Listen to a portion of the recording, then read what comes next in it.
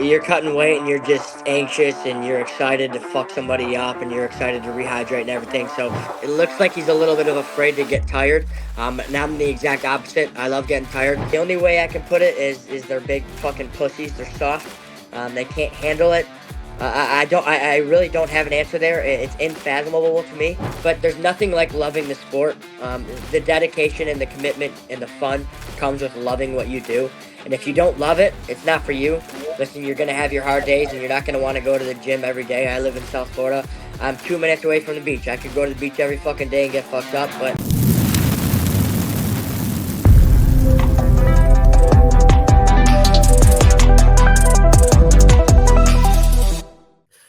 All right, guys, this is Crazy Kev here, and I'm here with the one, the only, the Italian gangster, Mr. Danny Sabatello. Danny, how we doing, my man? doing awesome, bro. How you doing? I'm doing good, man. I can't complain. And Danny, man, you got a fight coming up in a couple days. Talk to us a little bit more about that matchup and how you're feeling right now. Yep, fight is in 2 days. We're in fight week right now. I'm in fuck you mode right now because I'm cutting weight. The switch in your mind kind of starts going towards kill mode right now when you're 2 days out. You're cutting weight and you're just anxious and you're excited to fuck somebody up and you're excited to rehydrate and everything. So the thought process right now is just make the weight and fuck this guy up. It's a perfect matchup for me. This guy sucks. None of these guys are on my level, but this guy specifically is not on my level. I'm better everywhere: striking, grappling, jujitsu, Muay Thai, boxing, kickboxing, everything. I could talk about all day how much better I am at this motherfucker. Just very excited, and very excited to fight down here in South Florida too. It's a hotbed for MMA. A lot of fucking fans down here, a lot of super gyms down here. So I'm excited to put my MMA skills on display in 3 days. Yeah, no, we're definitely looking forward to you putting those skills on display, man. And you mentioned that your opponent's a little bit of a pussy, man. I mean, why do you think that, man? Yeah, he's just very soft in everything he does. I like to study my opponent, so I've watched a good amount of film on him.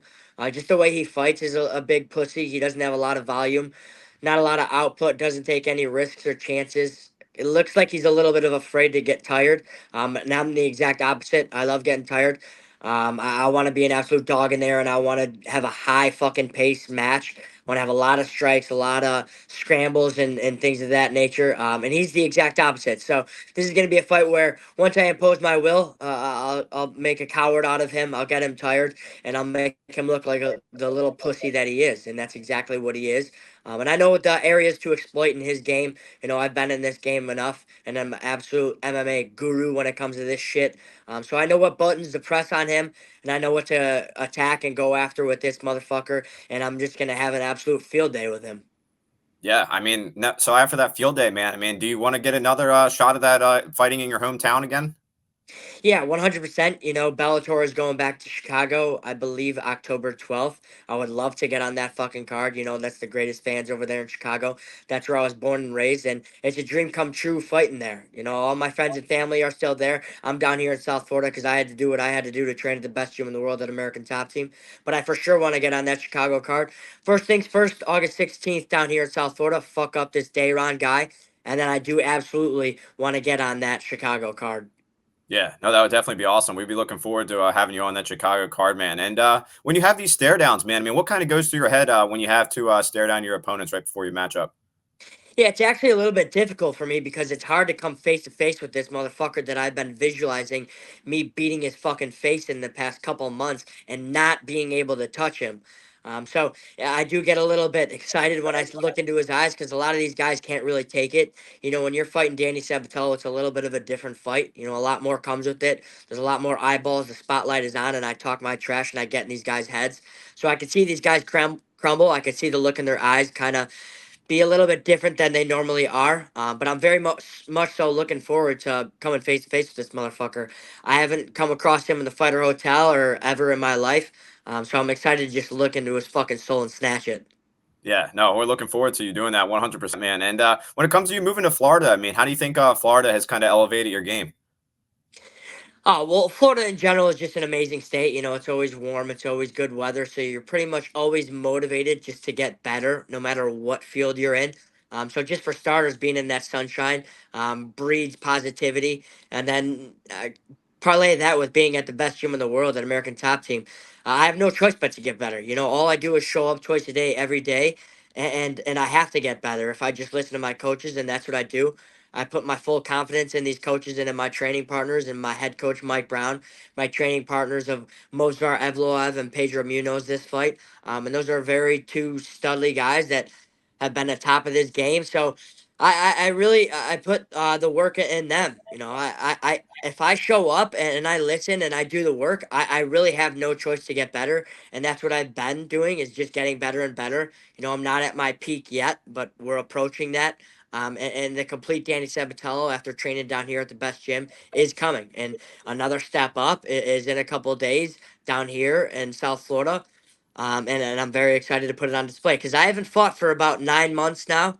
And all I've been doing is just getting better and better and better. So a new Danny Sabatello will be there at the Hard Rock Hotel. Yeah, no, we're looking forward to seeing you there at the Hard Rock. And Danny, obviously, you're a beast in the cage, but when it comes to outside the cage, man, I mean, what's a lady life like, man? I mean, obviously, you're a beast on the mic and stuff. What's it like with the ladies, man? Well, the ladies is always going to be good. You know, when you're a professional fighter, they just like you in general. But when you look like this and you have this tan and these abs, it kind of comes easy down here in South Florida. Everybody's in a bikini, but honestly, you gotta kind of sometimes stay away from that. You know, all my boys are always hitting me up to go to the beach and hit on chicks, but you know, I gotta get in the gym and I gotta practice beating the fuck out of somebody. So, you know, there's a time and place for that. Obviously, after my fight for about a few days, I'll party my nuts off and go wild down here in South Florida. It's so much fun down here. Obviously, very good looking women.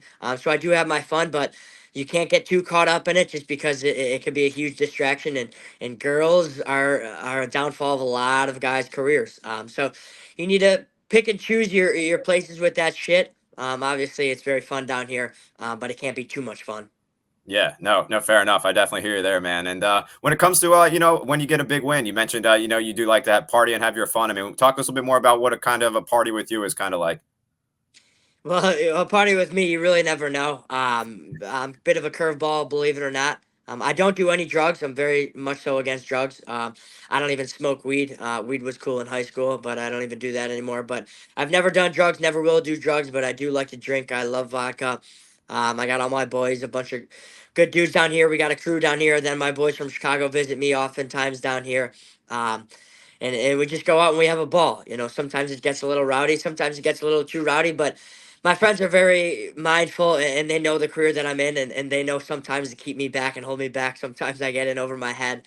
I get a little bit mad at some people, and believe it or not, I have a bit of a temper. So I try not to get in too many bar fights these days. It's a kid's game. Nobody wins. You know, I don't want to be thrown in jail and jeopardize my fighting career. But I have a lot of people down here looking out for me. So we like to have fun. Again, not too much fun. Don't get too dumb or rowdy or anything like that. But it is a little bit of fun. Yeah, no, no, fair enough. I definitely hear you, man. And when it comes to fighting, man, I mean, obviously you're one of the best dressed fighters in my opinion. I mean, when it comes to your shades, I mean, what's maybe some of your favorite shades brands that you like to rock? Well, I don't like to give away any companies that I wear just because a lot of these fighters I know are going to start copying my brand. I've been getting a lot of questions of the shit that I say and the things that I wear and everything. And I'm slowly starting to realize a bunch of these fighters are taking after my antics and trying to copy me. But I'm going to gatekeep that and not let anybody know what I wear or anything like that.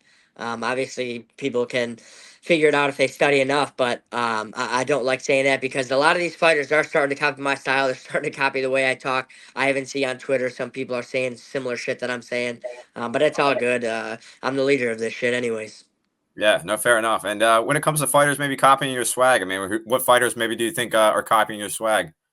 Well, I see a couple of UFC fighters that are copying my swag just in the bantamweight division. I forgot their names just because they're so fucking irrelevant. I don't give a fuck about them. But I'll put a tweet out there, and I'll realize the next day they'll put a similar tweet out there, thinking that the fans won't understand it because I'm in the PFL and they're in the UFC. But a lot of these UFC guys, these Bellator guys, these PFL guys, a lot of these guys are copying my style. But that's okay. I think the fans can realize it's not authentic on their end, and it's authentic on my end.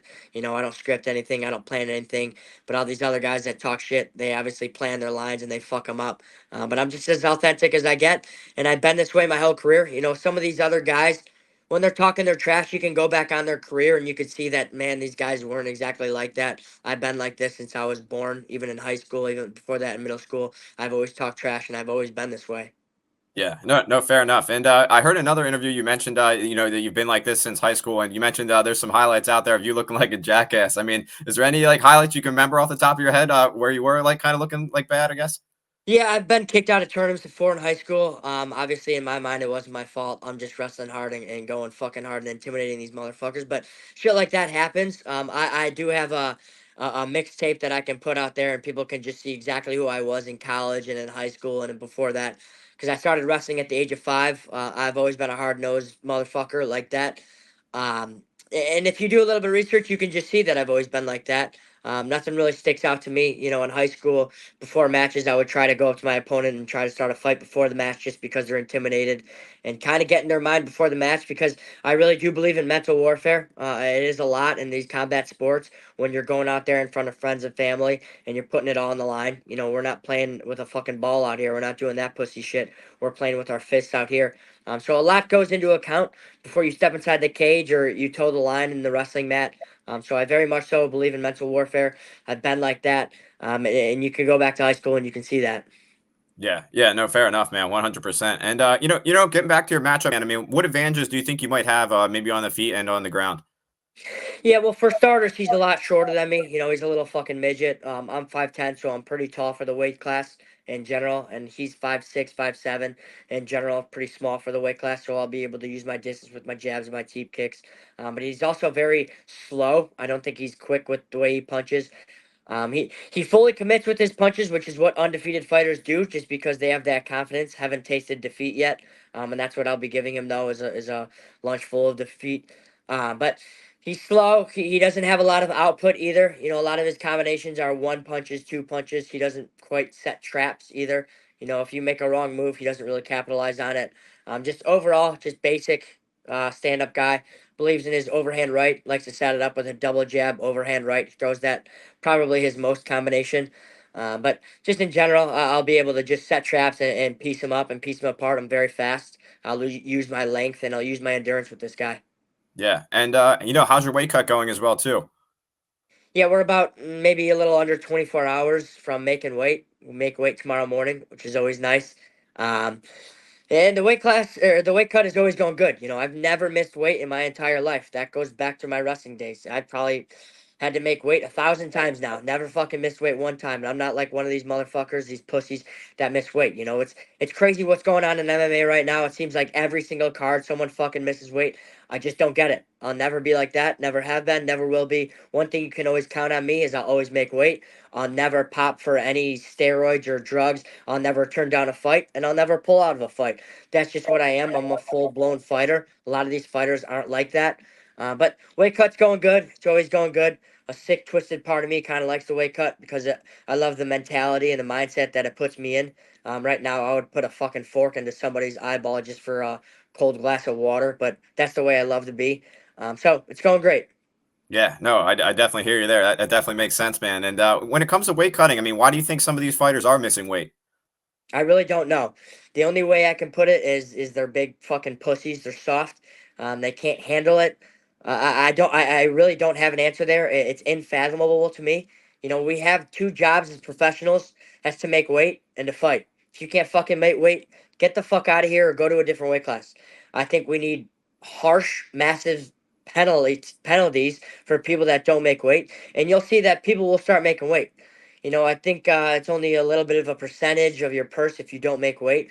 So people are missing weight left and right. There's no penalty. If you make the penalty, hey, you got to give half your purse and you have to move up weight classes your next fight, a lot of people would start making weight. I can guarantee you that. So I don't think there's a harsh enough penalty, and I just think it boils down to people being soft.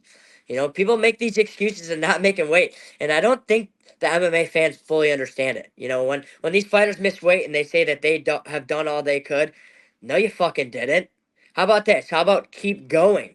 Oh, you couldn't fucking make. How about this? Run a little bit more. Everybody can absolutely make weight You just don't fucking want to. It sucks. Yeah, absolutely. When your fucking mouth is so dry and you're so sweaty and you've been working out for hours on end, yeah, nobody wants to fucking continue. But you signed up for that, so you gotta fucking do it. And a lot of people are just fucking pussies. Yeah, yeah, no, I definitely hear you, man. I mean, do you got any weight cutting tips? I mean, how do you kind of get those pounds off in the gym?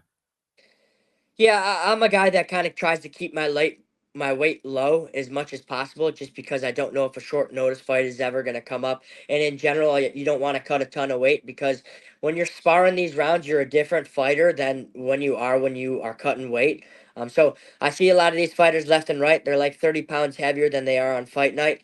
That's not going to be the same fighter that you are. You know, you have to take into account the weight cut. So in general, I like to keep my weight somewhat low. You know, I am a bigger frame, so it's a little bit more difficult. But I don't have any tips. Just don't be a fucking pussy. Yeah, yeah, no, fair enough, man. I definitely hear you. And when you're in this, FU kind of mode, what kind of music do you like to listen to kind of get prepared for your matchup? Yeah, everything. I'm not a guy that tries to force the vibe. I just roll with the vibe. Sometimes I like metal, sometimes I like rock, and sometimes I like house music. You know, it all just depends the mood I'm in. You know, I love Linkin Park, but I also love, John Summit. I love house music. I love it all. I love classics. I love hip hop and rap sometimes. But I'm mainly a rock and a house kind of guy. Okay, okay, fair enough. And when you have some free time, do you watch any like TV shows or movies or anything like that? Yeah, I'll watch some movies, some TV shows. You know, my life revolves around fighting. I absolutely love fighting, but I could put on Entourage or Peaky Blinders or something like that. Movies, any Italian movie, you know, Goodfellas, A Bronx Tale, Casino, Godfather. I love all that. I love the war movies and 300. But I don't watch too many TV shows or movies. I don't really play any video games. But yeah, I'll dabble here and there with some TV and movies. Fair enough, fair enough. I definitely hear you there. And obviously you've had two tough fights with Rafael Stotts. I mean, what's maybe your opinion on him as a competitor? Yeah, he's a massive fucking pussy. He's a bitch. I will fight him again. You know, technically, I guess I'm 0-2, even though in my mind, I won both fights. I definitely won the first fight. We will fight again, and he will accept it because he knows when he fights me, that's his only big fight. You know, he's back to being irrelevant. Rafian stutters right now. And I'm just thriving, and I got the spotlight on me. You know, it's always big fights when we fight each other. It's very exciting. So we will fight again someday. I need him to keep winning, though. And I got my eyes set on the belt. You know, the big thing to me is becoming a world fucking champion and being the best bantamweight of all time. And if Rafael's in my way, I have to go through him. But if he's not, that's okay. That's all good. I would love to get the fucking fight back with him, but if he's not in the way of the belt, then so be it. I don't need the fight because I need that motherfucking belt. But Rafael as a person, I'll never fucking like him. He's a big pussy. He's the opposite of my style in my book. And I'll always fucking hate him till the day I die. Fair enough. And when it comes to Rafael Stotts, I mean, you mentioned that that he has like a stuttering problem. I mean, do you think he's stuttering because he's around you?